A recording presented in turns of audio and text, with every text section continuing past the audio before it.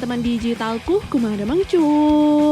Pada kesempatan hari ini dan dengan tujuan yang sama, yaitu menghibur pengabdi-pengabdi rebahanku ini, Sari rasa akan merekap sebuah sequel mandirinya The Fast and Furious yang berjudul Tokyo Drift rilisan tahun 2006. Di film ini karakter-karakter baru bermunculan nih cuk, seperti Lucas Black, Bobo, Sung Kang, Brian T, dan masih banyak lagi. Walaupun gak ada sangkut pautnya sama sequel sebelumnya nih, tapi karena ada gaya balapan yang baru di film ini, Mimin yakin kalian akan lebih terpacu adrenalinnya. So, siapkan kuota ketengan Anda dan langsung aja kita masuk ke alur filmnya. Let's go!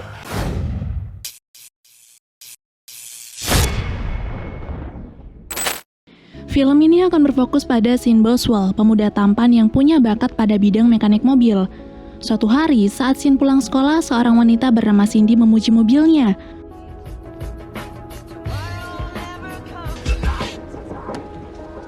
Nice ride. It's not the ride. Tapi pacar Cindy yaitu Clay merasa cemburu dengan apa yang dilakukan oleh pacarnya ini, hingga dia datang lalu mengejek Shin dengan mengatakan kalau mobil Shin itu nggak ada keren-kerennya, malah mirip seperti rongsokan. Karena hafal dengan sifat jelek Clay ini, Shin hanya menanggapinya dengan santai lalu beranjak pergi dari sana. Tapi karena tidak terima, tiba-tiba Clay melempar bola baseballnya ke mobil Shin hingga kaca belakang mobil itu pecah seketika.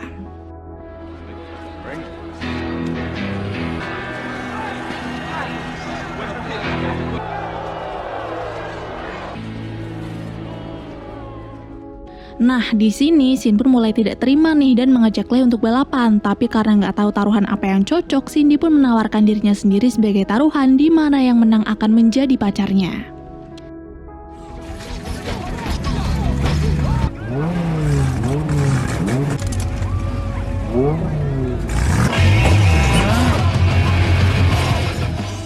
Selama balapan ini berlangsung, Shin sempat mengalami kesulitan karena dihalangi oleh mobil yang lain. Tapi karena tidak mau menyerah begitu saja dan menjadi olok-olokan Clay, Shin langsung mengambil jalur lain hingga berhasil mengambil posisi pertama. I thought you loved me.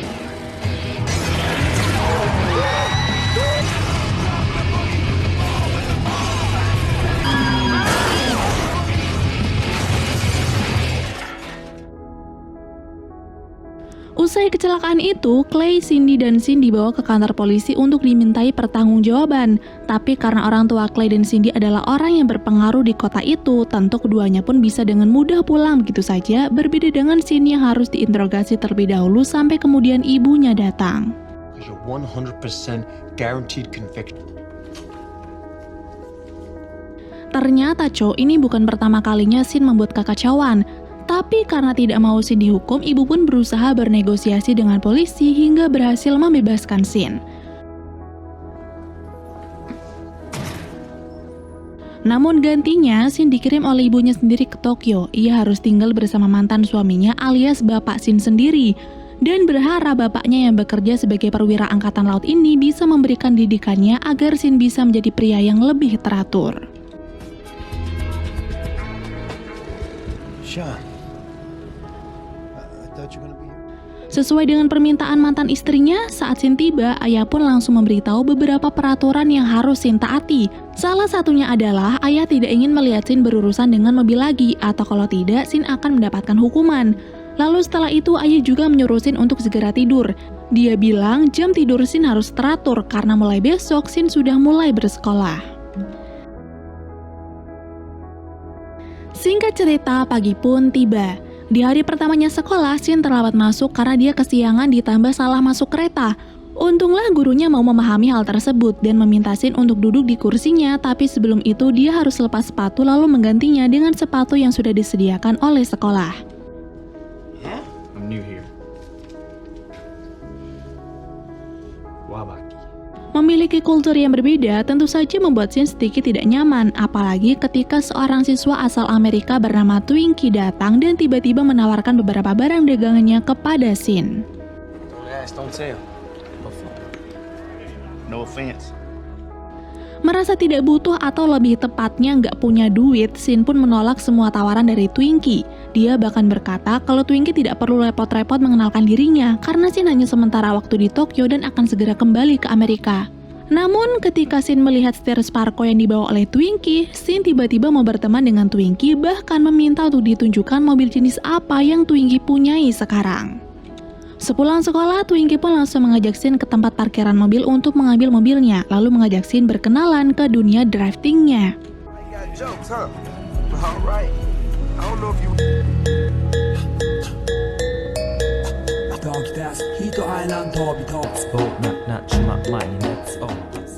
Setibanya mereka di sana, Shin kembali bertemu dengan teman sekelasnya yaitu Nila yang ternyata menyukai dunia mobil juga.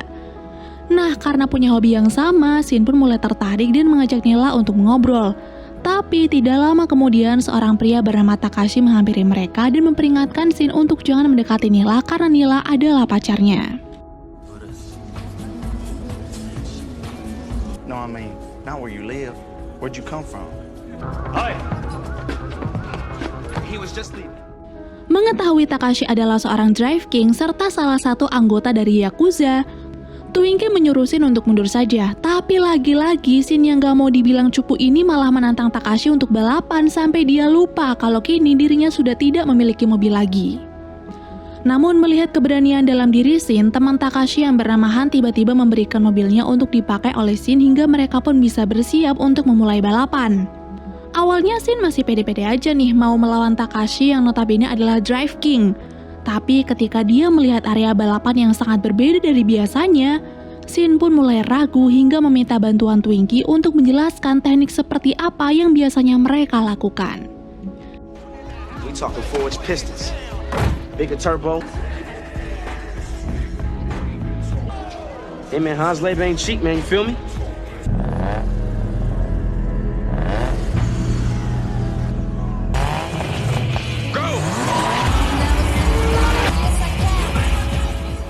Keraguan itu ternyata membuat Shin kalah telak, apalagi dirinya belum pernah melakukan balapan seperti ini.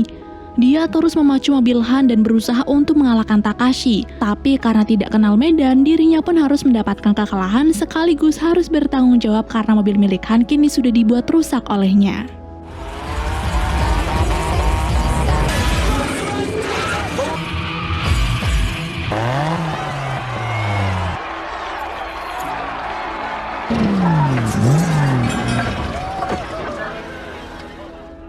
Setelah balapan itu berakhir, Shin langsung pulang ke rumah. Shin kira sang ayah sudah tidur duluan, tapi ternyata ayahnya masih menunggu Shin di ruang tamu dan siap untuk memarahinya. Selain marah karena Shin sudah pulang terlambat, ayah juga marah karena Shin telah melanggar peraturan pentingnya yaitu melakukan balap ilegal. Di sini ayah hanya memberi Shin peringatan sekali lagi, dan jika Shin kembali melanggarnya, maka ayah akan kembalikan Shin ke Amerika di mana Shin harus menerima hukumannya yaitu di penjara. Karena Shin sudah merusak mobil milik Han, keesokan harinya Han pun datang ke sekolah dan mengajak Shin ke suatu tempat. Ternyata untuk membayar kerugian yang ada, Shin dipaksa untuk menjadi anak buah Han dengan cara menagih uang kepada orang-orang yang berhutang kepadanya.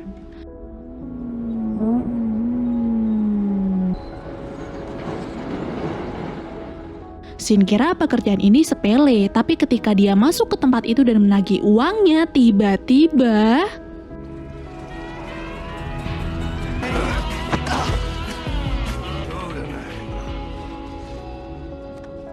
di perjalanan pulang, Han pun menjelaskan kalau mulai sekarang Shin adalah bawahannya yang akan dia telepon seminggu sekali untuk menagih hutang. Mau tidak mau Shin pun setuju, tapi dia kembali meminta bantuan kepada Han untuk mengajarinya cara drift yang benar. Selesai menagih hutang, Han mengajak Shin ke tempat tongkrongan Takashi dan diketahuilah kalau Han memang punya bisnis dengan Takashi. Di dalam sana, teman Takashi yang bernama Morimoto berusaha untuk mengajak Shin, tapi Shin yang tidak mau dianggap remeh kembali menantang untuk balapan dan akan meminjam mobil milik Han kembali. Setelah tantangan itu disetujui, Han menyuruh Shin untuk menunggu di luar karena dirinya akan membahas bisnis dengan Takashi terlebih dahulu. Nah, di sini Shin yang tahu kalau akan pulang terlambat langsung menelpon sang ayah. Demi bisa pulang malam, Shin pun berbohong kepada ayahnya kalau dia ingin ikut ekstrakurikuler. Beberapa saat kemudian, Nila datang dan mengajak Shin untuk sedikit mengobrol. Dalam percakapan singkat itu, Nila berkata agar Shin menjauhi Takashi dan gengnya. Lagi pula, Shin juga tidak tahu siapa Nila, jadi jangan berusaha untuk terus mendekatinya. Selesai berurusan dengan Takashi, Han dan Shin lanjut ke tempat berikutnya. Dan dalam perjalanan, Han menjelaskan kalau Takashi itu bukan Yakuza, yang sebenarnya Yakuza adalah pamannya. Dia hanya berlagak seperti gangster agar ditakuti banyak orang. Tapi dari hal itu, Han malah mendapatkan keuntungan, di mana paman Takashi yang bernama Kamata tidak bisa mengganggunya. Kok bisa gitu? Jadi gini cok, Kamata ini kan punya wilayah kekuasaan bisnis, dan sebenarnya Han berada dalam wilayah kekuasaan itu. Tapi karena kini Han punya bisnis dengan Takashi, alhasil Han pun aman dari gangguan Kamata. Seperti itu.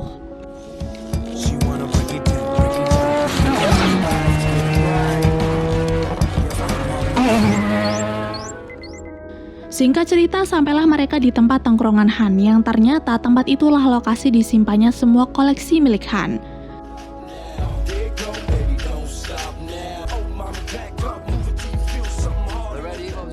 Di sana Han menunjukkan satu mobil berwarna merah yang nanti akan digunakan Shin untuk latihan.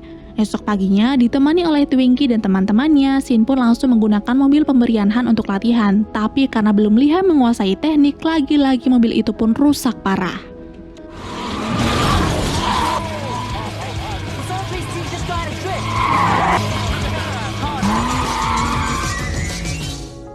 Suatu malam, Shin yang masih bingung kembali bertemu dengan Han untuk bertanya kenapa Han mau meminjamkan mobilnya padahal dia tahu kalau mobil itu akan rusak.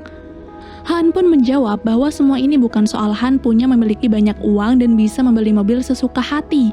Tapi ini soal usahanya untuk mencari kepercayaan dan karakter seseorang. Dan menurutnya untuk mencari semua itu, harga satu mobil sudah cukup untuk membayarnya.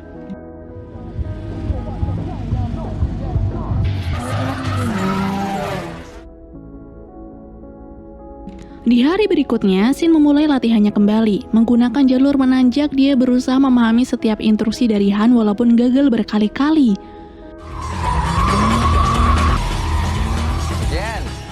Di sela-sela latihannya, Shin juga ikut membantu Twinkie berjualan agar mendapatkan uang saku tambahan. Hingga berhari-hari kemudian, akhirnya Shin pun berhasil memahami trik ngedrift yang baik dan membuat Han sangat bangga kepadanya.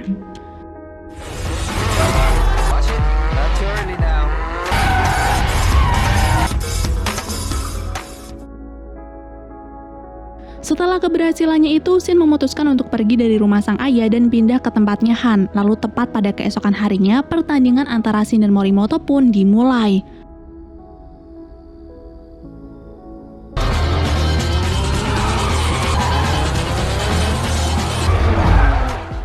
Ternyata latihan berat yang dilakukan oleh Shin selama ini tidak sia-sia, cok. Dia mampu melakukan teknik ngedrift dengan sangat baik hingga kemenangan pun berhasil Shin dapatkan.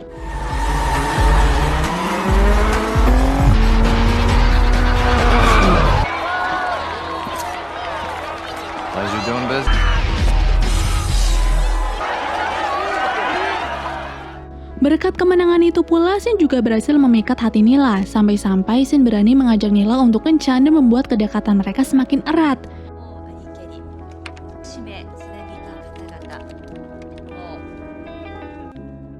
Di tengah makan malam mereka hari itu, Nila akhirnya bercerita kalau dia juga sama seperti Shin yang dianggap orang buangan oleh penduduk asli Jepang.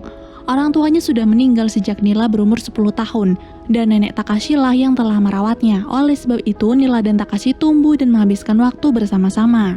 Karena Nila mulai terbuka dengan dirinya, Shin juga ikut bercerita sedikit tentang kehidupannya, di mana kedua orang tua Shin sudah bercerai sejak Shin berumur 3 tahun dan mereka sering pindah-pindah kota gara-gara kenakalan yang dibuat oleh Shin.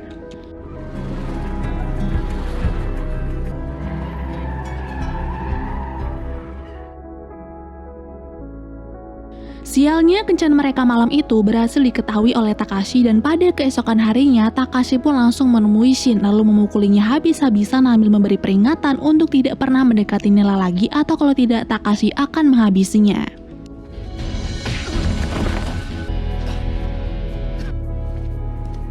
Buying yourself a new driver. I'm alright. What'd you expect?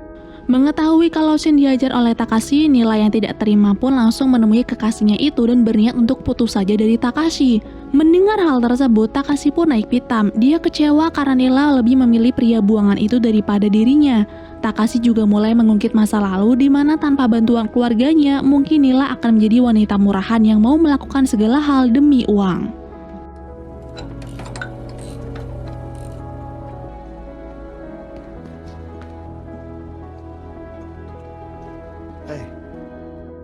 Di malam yang sama setelah Nila pergi kepada Shin, paman Kamata datang menemui Takashi untuk membahas masalah bisnis mereka.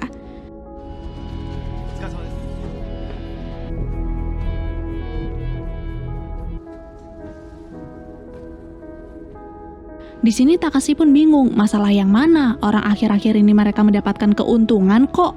Dan akhirnya paman Kamata pun memberitahu kalau sebenarnya ada perbedaan di pembukuan mereka dan paman menduga kalau Han lah pelakunya, orang yang sudah berlaku curang dengan melakukan penipuan. Mengetahui hal tersebut, Takashi pun langsung tancap gas untuk menemui Han. Dengan amarah yang meledak-ledak, Takashi bertanya kenapa Han bisa melakukan hal itu padahal Takashi sangat mempercayainya.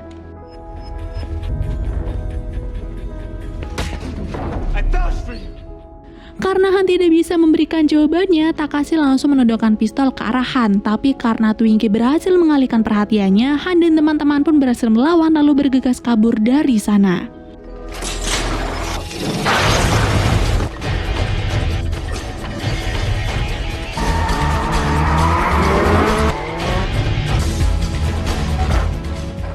Dalam aksi kejar-kejaran ini, Shin, Nila, dan Han berusaha semaksimal mungkin untuk menghindari kejaran Takashi hingga membuat kerusuhan di jalan raya. Awalnya Han memang berhasil menghindar, tapi karena kehilangan fokusnya, Han pun ditabrak oleh mobil lain dari sisi yang berbeda dan membuatnya tewas seketika karena mobilnya langsung meledak.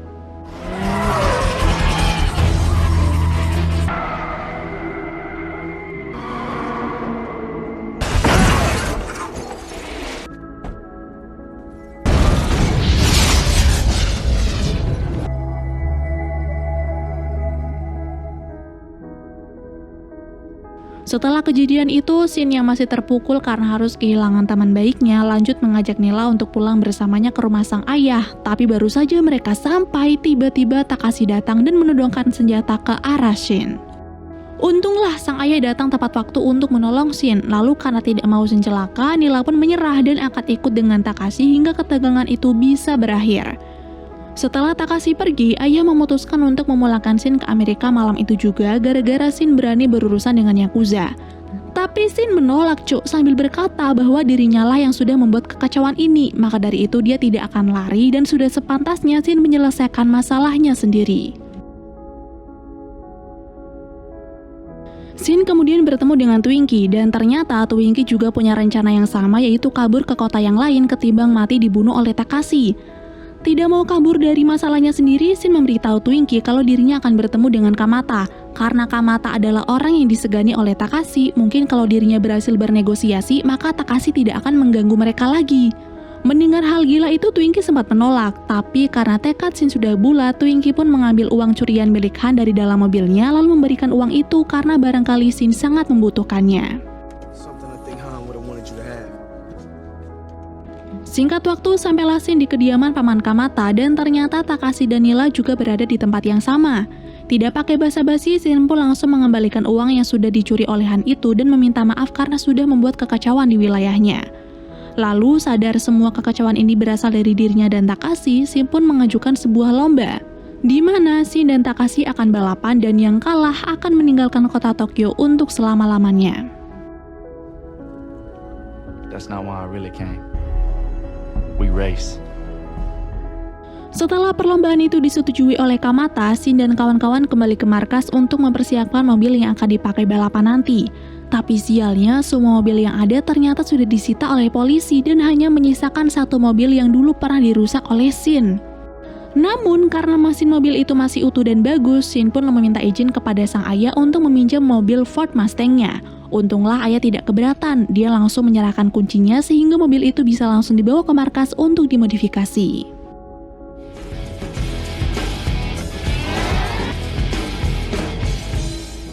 Selama proses modifikasi, Shin beberapa kali melakukan test drive. Jika masih kurang, mereka akan modifikasi ulang hingga benar-benar pantas untuk dibawa balapan nanti malam. That's why she spit.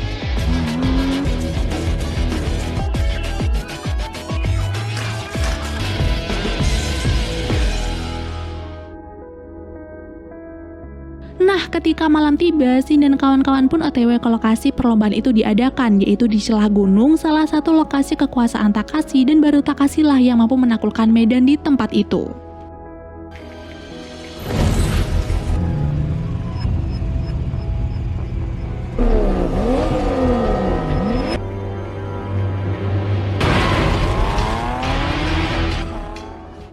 Tapi berkat latihan yang serius, Shin mampu melewatinya dengan mulus. Bahkan saking tidak terimanya, Takashi sempat bermain kotor dengan berniat menyenggol Shin. Namun karena Shin mampu menahan serangannya, justru mobil Takashi lah yang terbalik, sedangkan Shin berhasil memenangkan balapan.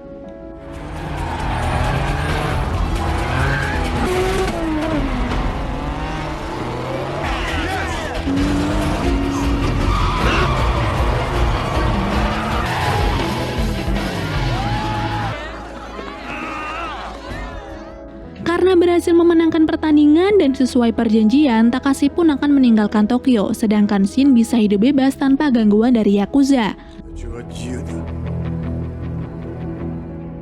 Nah, berkat kemenangan itu pula, kini Shin dinobatkan sebagai Drift King yang baru serta menggantikan Takashi sebagai kekasihnya Nila. Tapi suatu hari ketika Shin sedang merayakan kemenangannya itu, tiba-tiba Twinkie datang dan memberitahu Shin bahwa ada seseorang yang ingin menantangnya balapan. Awalnya Shin menolak, tapi saat Twinkie bilang orang ini adalah kerabat dari Han, Shin pun langsung tertarik dan diketahuilah bahwa orang tersebut adalah Dominic Toretto.